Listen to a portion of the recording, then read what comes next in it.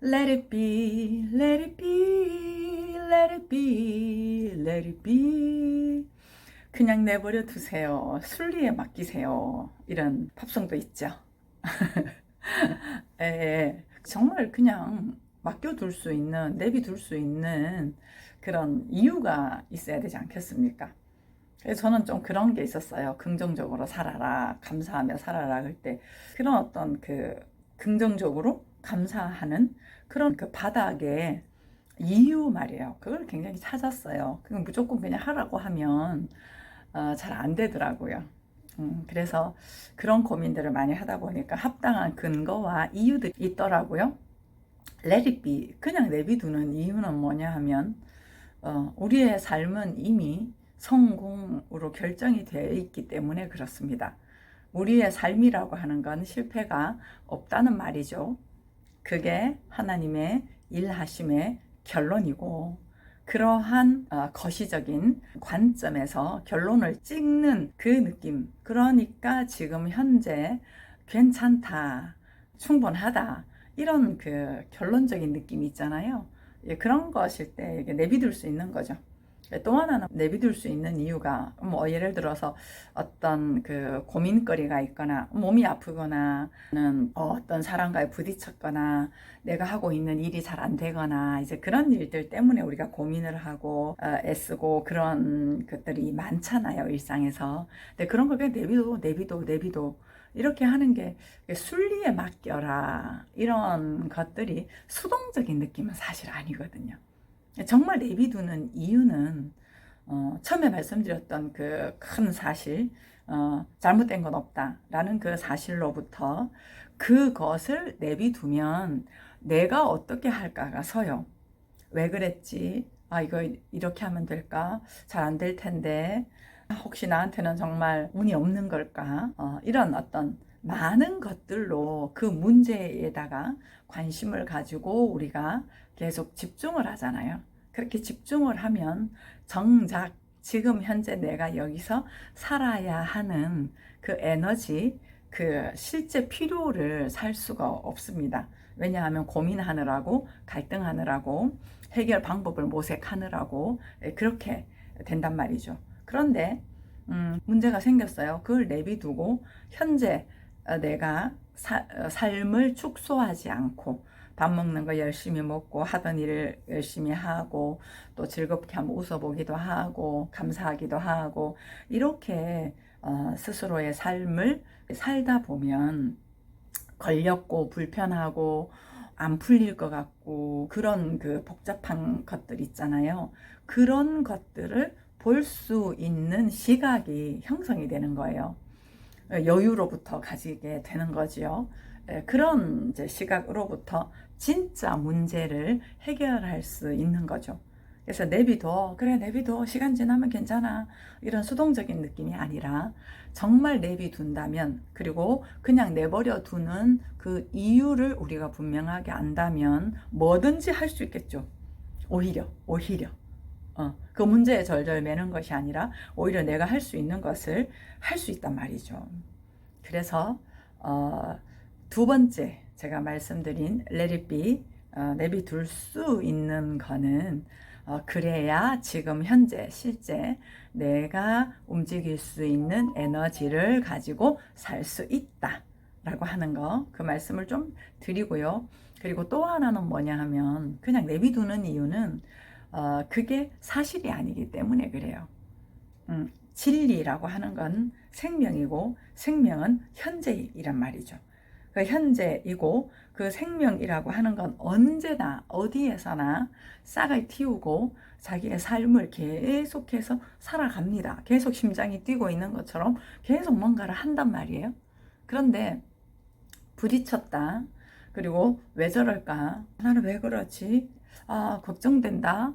뭐 이런 어떤 문제에 봉착을 했을 때 그 부분에 관심을 가지고 그 문제에다가 우리가 포커스를 둔다라고 한다면 정말 자연스럽게 물처럼 흘러가면서 살 수 있는 영이라는 우리의 본질이 어, 어, 막혀 있는 부분이 그렇거든요. 막혀 있는 부분에서 부딪히는 거거든요. 내 선입견이 있는 부분에서 부딪히는 거거든요. 원래 그 하나님의 영, 원래 사람은 부딪히거나 그런 게 아닙니다. 언제나 흡수하면서 그리고 또 정말 유연하게 살아갈 수 있는, 그래서 성령으로 난 사람은 이와 같으니 바람이 임의로 불매 어디에서부터 와서 어디로 가는지 알지 못하거니와 성령으로 난 사람은 바로 이러하니라. 그게 원래 우리의 속성이에요. 근데 우리가 살아가고 있는 건 상대적인 구조이기 때문에 서로 이렇게 부딪힐 수밖에 없는 그런 이제 구조를 가지고 그 부딪힘을 어떻게 해소할까? 한 사람이 참거나 아니면은 막 잘 타협을 하거나 그 다음에 또 부딪히고 또 타협하고 한 번은 네가 이기고 한 번은 내가 지고 내가 참고 뭐 이런 구조 속에서 간단 말이에요.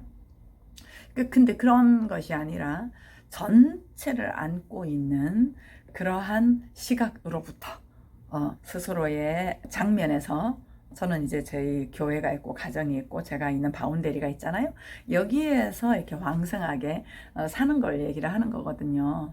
근데 그렇게 사는 부분에서 자유롭게 풍요롭게 함께하며 살 수 있는 이 사람의 존재가, 내가 나를 주장함으로, 내가 나를 오해해서 선입견과 규정으로부터 나를 이렇게 이름표를 지어진 규정하고 있는 그런 것들로부터 부딪히는 거거든요.